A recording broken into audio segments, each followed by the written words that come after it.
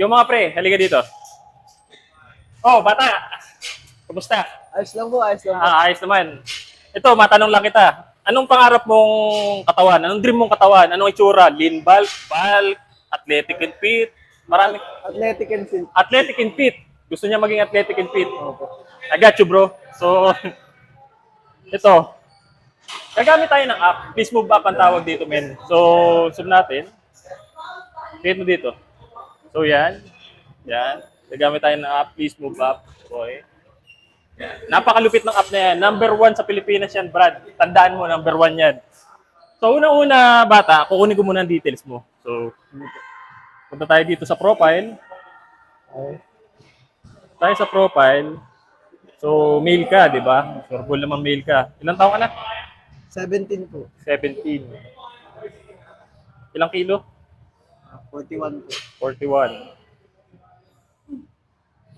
Height mo? 5'5 po. 5'5. Okay. Activity level, ilang beses ka nag-workout sa isang linggo? Tatlo po. Tatlo. So, 3 to 5 days, moderately active.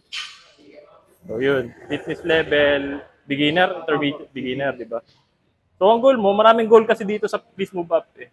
So, kaya kinuha ko yung details mo dahil i-generate siya ng AI. Okay? Para sa'yo. Para sa'yo lang yan. Nakadesign sa'yo yan. Ha? Hindi pang ibang tao yan. So, piliin natin tong athletic and balance. So, gym workout siya. Update natin. So, yun na. Okay. Goods na. So, tingnan natin yung workout plan mo, bata. So, ito yung workout plan mo. So, 1 week na siya. Monday to Sunday. Pati rest day, including na siya. Okay. Napakalupit niyang app na yan. So, tingnan natin ngayon. Since Monday ngayon, lower body, strength, and power nakadesign sa'yo. Start natin yung workout. So, may video na siya. Nandito na yung lineup ng workout mo. So, unang-unang gagawin mo is goblet squat, 5 to 10 kg. Okay? So, pagka hindi mo alam kung paano mag-goblet squat, play mo lang tong video to. Hahanapin ka rin niya ng video para sa'yo. So, yun. Napakalupit niyan. Pag ayaw mo ng goblet squat, pwede mo palitan yung exercise. Bodyweight squat. So, yan. Pinalitan natin ng bodyweight squat. So, ang bodyweight squat is 3 set, max repetition. So, 1.5 minutes rest time.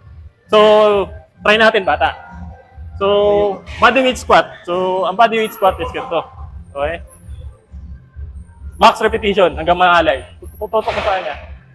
Para mapil niya yung up. Nice.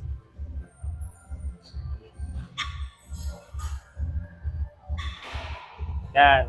Hanggang mangalay ka. Ba, malakas ah. Yan.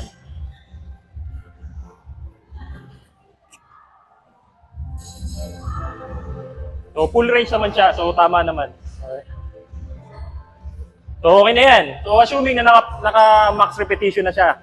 So, ibalik natin dito. Tutong ko dito. So, halimbawa, nagpapahinga ka, may rest time siya, 1 to 5 minutes. Start mo lang yung rest timer. Yun, timer siya. Tutunog na siya. Pagka natapos na. So, pwede ka nang bumalik. Pwede ka tumambay dyan, bumalik ka ulit pag tumunog siya. Okay. So, meron pa siyang notes. Halimbawa, hindi ko kinaya. Pwede mo ilagay. Insert record. Okay. Makikita mo siya dito sa notes. Okay. Yan. So, yan. Nakalagay na. So, meron pa tayo napakalupit ito. Meron tayong meal plan para dyan. Okay. So, nakadesign na meal plan sa'yo is 2,100 calorie per day. Yun yung TDEE mo. I-google nyo na lang kung ano yung TDEE. So, ito yung pagkain mo na Monday to Sunday. So, lahat meron na yan. Almusal, tanghalian, merienda. Lahat kasama na. Filipino food, okay? So, lahat yan, Filipino food. So, yan. Ganun din. May video instruction din. Pag ayaw mo ng vegetable omelette, pwede mo palitan yung meal, replace meal. Yan, banana pancakes, mas madaling gawin, 700 calories. Tanghalian mo, chicken adobo, steamed rice, pork sinigang, and assorted vegetable ang dinner mo. So, napakatindi. Okay? Wala ka nang hahanapin pang iba. So, yan, ang baba ng calories mo, 2,100. So, yun, may instruction pa. Okay? Yun. So, ano, sign up ka na. Salamat po. So, yun lang. Bye! Thank you.